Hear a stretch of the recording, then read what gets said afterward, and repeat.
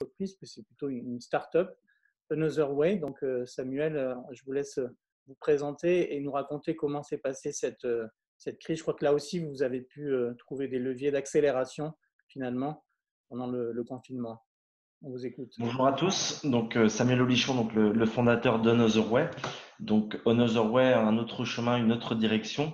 Notre but en fait, c'est de concevoir des produits durables et pratiques pour remplacer des produits jetables du quotidien. Notamment notre premier produit, hein, c'est le Bivrap, un emballage alimentaire à base de cire d'abeille qui remplace notamment le cellophane. Et on commence petit à petit à créer d'autres produits pour être vraiment un acteur principal en France, mais demain aussi en Europe, du zéro déchet.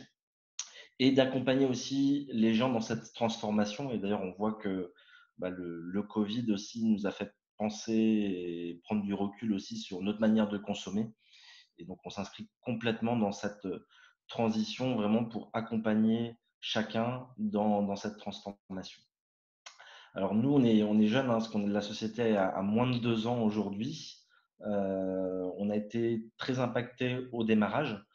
Pour information, on était 5 salariés au mois de novembre dernier et en début d'année, on était 11, dont 3 nouveaux CDI et un CDD. Donc, le choc a été assez brutal au démarrage au mois de mars parce que nous, nos revenus en fait sont via principalement des revendeurs, donc que ce soit des indépendants, un peu plus de 350 indépendants qui ont été fermés, pareil que les restaurants dès le 13 mars, et également aussi Biocop au niveau national et Monoprix. Et eux se sont concentrés plus, et ce qui est logique, vers le primaire, on va dire, donc la nécessité notamment alimentaire. Et donc, on a eu clairement une très forte baisse d'activité de l'ordre divisé par quasiment 10 notre chiffre d'affaires par rapport aux précédents mois de janvier et février. Donc, il y a eu le côté un peu choc et d'adaptation. Donc, on a mis quand même une semaine à 10 jours à bien s'adapter. Surtout que notre production est réalisée dans un ESAT à Marseille. Donc, un ESAT, c'est un établissement qui emploie des personnes en situation de handicap. Dans le 12e, l'ESAT Le Rouet. Et derrière, donc, également aussi, la production était arrêtée parce qu'en plus, c'est des personnes à risque et donc c'était normal qu'elles soient chez elles en sécurité. Mmh.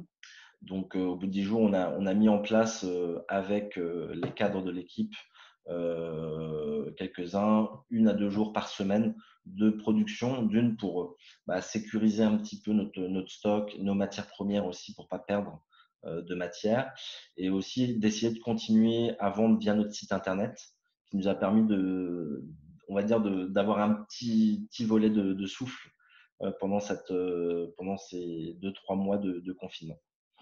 Ça nous a permis aussi de nous organiser et essayer de continuer à avancer parce qu'on s'était structuré aussi pour créer des nouveaux produits. Donc, on a dû décaler une arrivée de produits, notamment notre lessive écologique, qu'on est en partenariat avec la savonnerie du Midi à Marseille. Donc, on a lancé début mai. Et là, cette semaine, on a lancé également 2 nouveaux produits via une campagne Ulule. Donc, n'hésitez pas d'ailleurs à nous suivre, à partager, qui est notamment création de 2 nouveaux produits pour vraiment rendre aussi notre vaisselle écologique. Parce qu'aujourd'hui, soit le savon vaisselle, c'est toujours avec un plastique à usage unique qu'on jette. Donc là, on a créé en fait un savon vaisselle qui est très efficace, qui mousse moins, mais qui est très efficace. Et également une éponge réutilisable qu'on peut nettoyer directement soit à la machine à laver ou au lave-linge et qu'on peut utiliser au moins 1 an derrière. Donc toujours dans cette d'arrêter en fait ces produits à usage unique. Et donc voilà, on a réussi aussi à s'adapter et à essayer de continuer notre cap parce qu'on sait que les gens maintenant sont encore plus prêts post-Covid aussi à ce type d'alternative.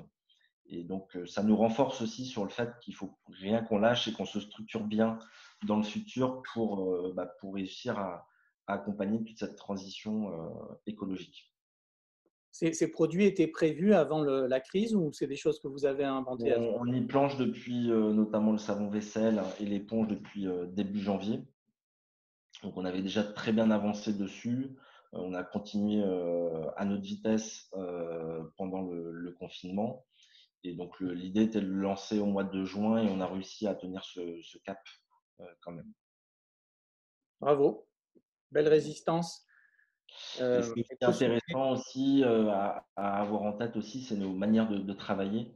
Je pense qu'on l'a très bien évoqué, mais le télétravail, ça a été simple de faire le switch. En tout cas, pour une startup, encore plus facile parce qu'on avait déjà tous les outils. Mais faire le switch vraiment on est à notre ruche, notre lieu de travail et de passer à notre domicile, ça a été très facile. Et en parallèle aussi, ce qu'on a remarqué avec l'équipe, c'est qu'en fait, on est très efficace en télétravail. Et donc, je pense que ça va changer nos habitudes aussi post-Covid, à savoir qu'on va avoir une balance, grosso modo, entre le bureau où c'est important parce qu'on a le lien social, comme disait Marjorie, et c'est très important. Mais en même temps, on discute un peu plus, on échange, donc c'est aussi très important. Mais en même temps, on a besoin aussi sur des sujets de fond d'être plus au calme. Et le télétravail est vraiment un bel outil pour ça. Et donc, je trouve que nous, ce qu'on a conclu sur ça, c'est effectivement de réussir à travailler dans le temps avec potentiellement 1 ou 2 jours de télétravail par semaine pour chacun de l'équipe. Merci. Merci beaucoup. Peut-être quelques échanges avec la salle. Un mot peut-être Mathieu avant.